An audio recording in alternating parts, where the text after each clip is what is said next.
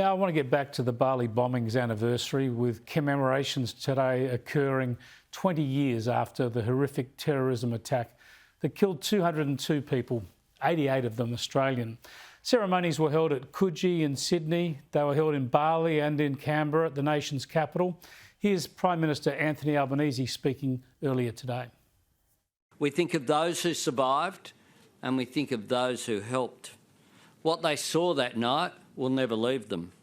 Yet amid it all, the very worst of circumstances brought out the very best in people. Let's cross now to London and catch up with Alexander Downer, who was Foreign Minister at the time of the bombings. I was working for him then. And Alexander, it's so raw still to think about it, isn't it, this atrocity after 20 years, and especially when you consider what's been lost to those 202 victims, including 88 Aussies. Yes, I mean, first of all, you think of those who were so tragically and brutally killed in those circumstances, the permanent loss for the families, young lives, and they were almost all young people, brought to a sudden and premature end. So it was a ghastly event. On the other hand, out of tragedy, sometimes some good emerges, and what emerged from it was a very rapid rebuilding, really, of our relationship with Indonesia, which had fallen apart a bit over the issue of East Timor in 1999.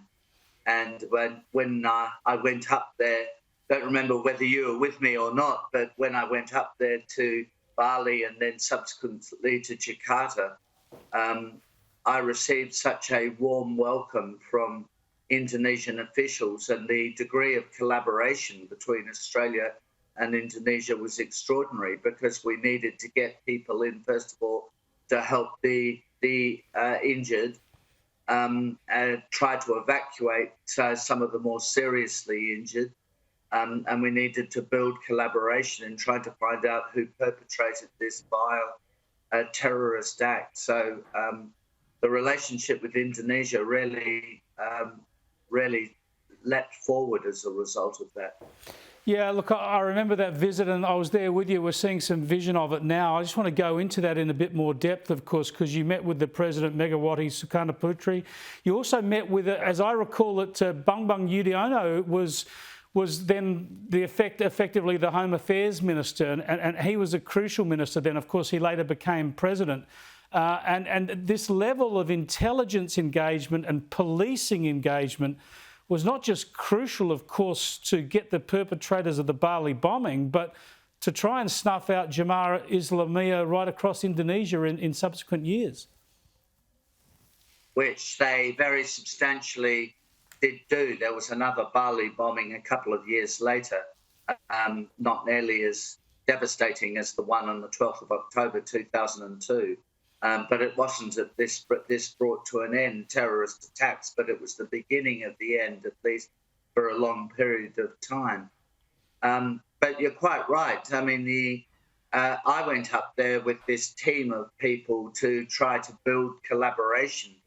I mean, a lot of it was to do with, as I mentioned earlier, the recovery of people, the identification of bodies, all sorts of gruesome tasks like that, which we had to help the Indonesians with, because there were so many victims. They simply didn't have the capacity in Bali to deal with that large number of victims. But the other side of it was to try to find out who did this, and to try to track them down. And we had the experience and the technology to do that, which frankly the Indonesians at that time lacked. So in particular, the Australian Federal Police, I think Nick Kelty must have been the commissioner at that time. Yep. Even our intelligence agencies like ASIS were summoned to work with the Indonesian intelligence services try to track down. Yeah.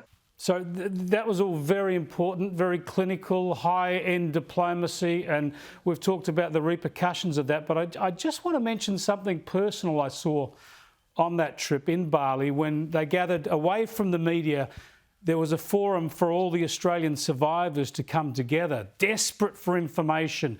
Where were their loved ones? Could they try and identify bodies? Could they track down their missing children? It was horrific. And I saw you in there just hugging Australians. They just wanted to hug another Australian. How did you hold yourself together through that situation? You want to keep away from the media in those situations because it's very, very personal. Yeah, it was very emotional and very moving. But I used to think in those situations where it was, to say the least, tear-jerking, hugging the families of the victims. I used to think to myself, this is not about me. This is about them. And there's no place for me getting emotional. That's not going to help them. That is just about me getting emotional. So I used to think as best I could, look, no, let's be honest, in a very modest way, I used to think as best I could about them.